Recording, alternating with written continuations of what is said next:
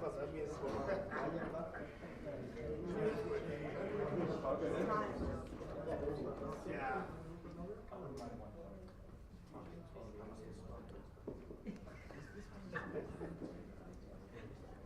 Thanks, Kenny. You got a 5 off.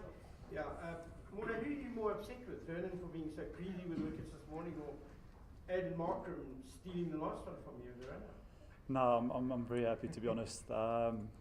You know, so happy for Vern, like Coach said. You know, he's done a lot of hard work the last couple of weeks, and you know that was his moment today to go out and shine. And you know, that's important for us. You know, a lot of times when you've got a big lead and you go into the last day, you could float a little bit and not run in with some intensity. But you know, we had a hard chat this morning in the change room, and our coach asked us to you know, be on the money this morning, and you know, Vernie put his hand up, and yeah, did it for the team.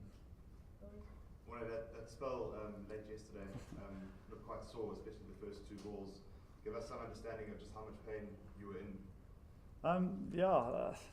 Yesterday I can't really remember because I took quite a bit of painkillers and yeah, 1 or 2 injections. But yeah, for me it was very important to be on the field. I wanted to be on that field more than anything. You know, I spoke to Doc and I asked him what is sort of the worst that can happen with my side if I keep pushing it a little bit. And yeah, I was happy to do that. You know, yeah. So I mean, I also knew that you know once I start bowling, if I let the oblique muscle cool down, I was going to be in trouble. So because I wasn't really running in at you know full speed or 100% intensity, I could go a little bit longer, and strangely enough, I was landing the ball in better areas, and I was like, maybe that's the way to go. Was there ever consideration yesterday not to bowl, to kind of just remove yourself from the innings completely? I was definitely gonna give it a go first, and yeah, I felt it the first 2-3 balls, and I said, okay, no, I'll just see how I go one more over. And then, yeah, strangely enough, you know, sort of the whole body warmed up, and it was manageable. So, you know, it didn't get worse as I was bowling. And my main concern was, you know, waking up this morning and not be able to move. But yeah, I managed to get going again. Morne, you looked cross when you got out first innings, and then the side goes when you're bowling. Do you think it's going to be a disaster, my last? Yes, yeah. You know, yeah. I mean, I've had sort of the fortunes of things like that happen to me, and I thought to myself, no, there's no ways. Yeah, the thing for me is just in PE, I sat with Temba in the dugout, and we had a nice chat about cricket and his cricket, and you know, especially him wanting to come back after a hand injury and want to score runs and do well for the country, and yeah, to then be out in the middle with him on 95, in the back of my head I was like, oh, we had this chat, and I was so hoping that Keshav can just build a partnership, because in my career I think I can also count the number of times that I had to go bat with guys when I'm on 40s or 90s, and I'm like, oh my word. And yeah, and then the worst thing, I've got, you know, the quality of Pat Cummins running in, and anyway, so I was confident in my mind that I would be able to hang around there with Temba for that, and then obviously it's a beauty of a ball.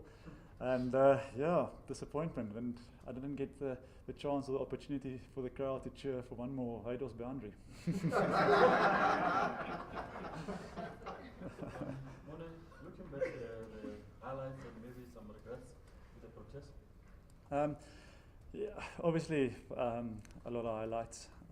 You know, beating Australia in Australia, England. You know, that was a sort of the first time where, I mean, obviously as a youngster I watch all the cricket, and you know how South Africa sort of had a tough time, you know, overseas. And when we beat Australia the first time, and I mean, you guys heard this story a million times before, Colours and those guys crying in the bus, you sort of realise, you know, what it meant.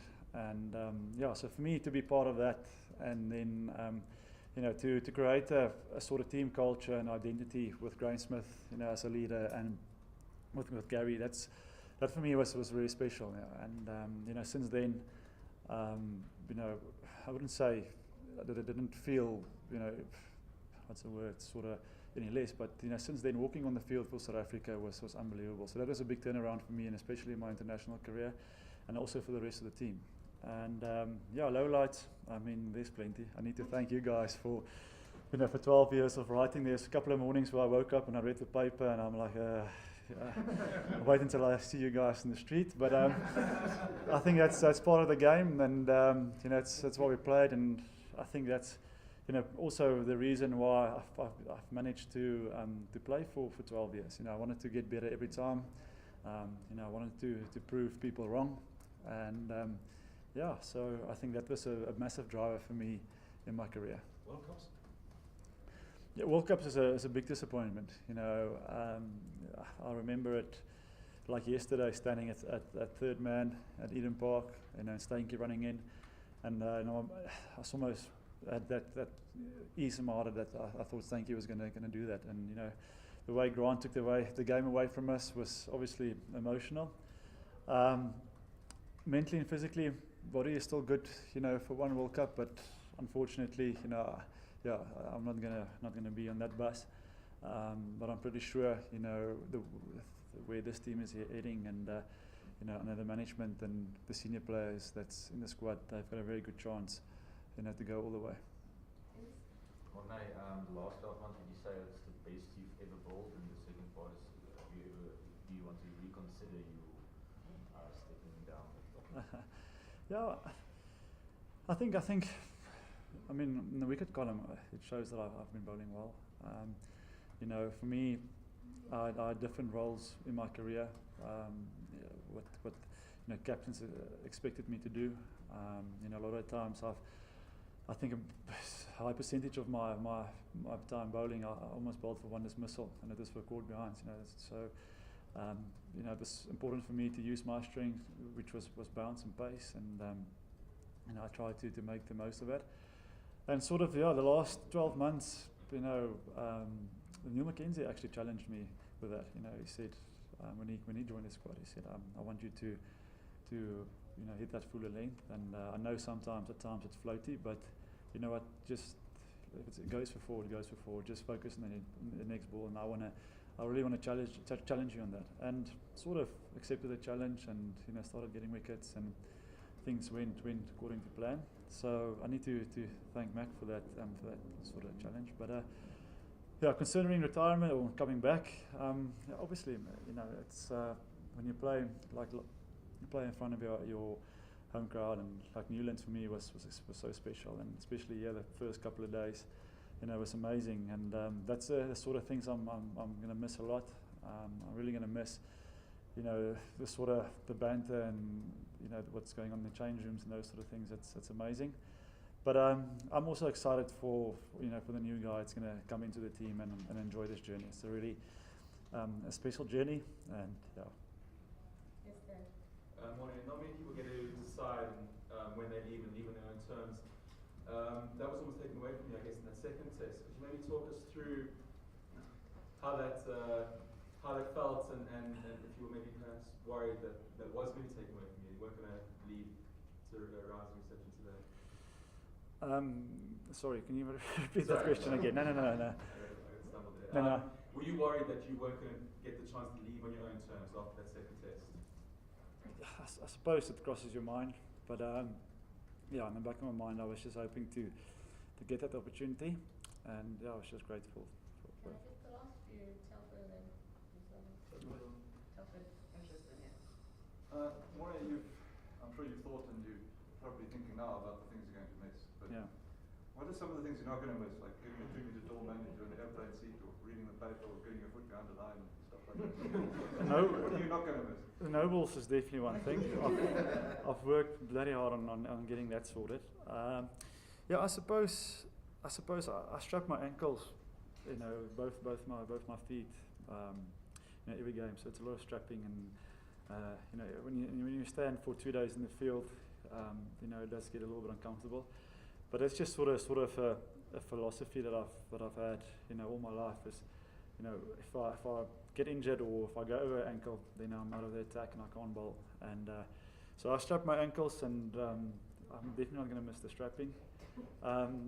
You know, a lot of guys, you speak to them, you ask them, do you miss the game? They say, yeah, no, I don't miss the game at all. But I'm definitely going to miss it. You know, not one day that I not enjoyed coming to nets, enjoyed warm-ups, So I enjoyed everything. So I'm definitely going to miss it. I would lie if I would say I'm not going to miss it. But yeah, luckily I've still got a couple of years of cricket left to me, and maybe after that, I'd eventually say I had enough. But still, I still got the love of the game, and yeah.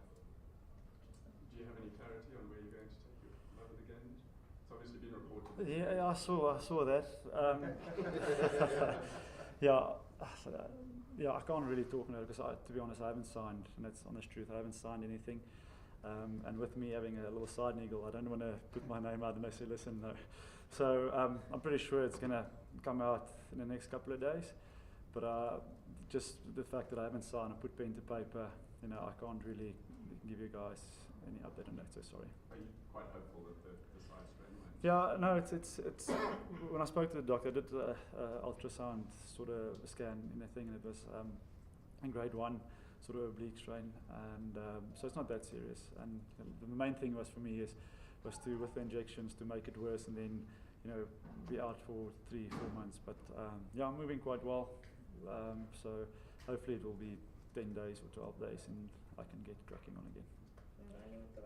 Have you chosen a successor for the song master in the change room? We'll discuss it tonight or today. So yeah, there's plenty of time now to come up with that. But Quinton is leading it so far. The last sort of games, I've slowly introduced Quinny to the team to give him that sort of responsibility. But yeah, it's not going too well. But he is a bit of a rough diamond, but we'll work on it. But yeah, guys, on a serious note, thank you very much. It's been special. Thank you. Thanks.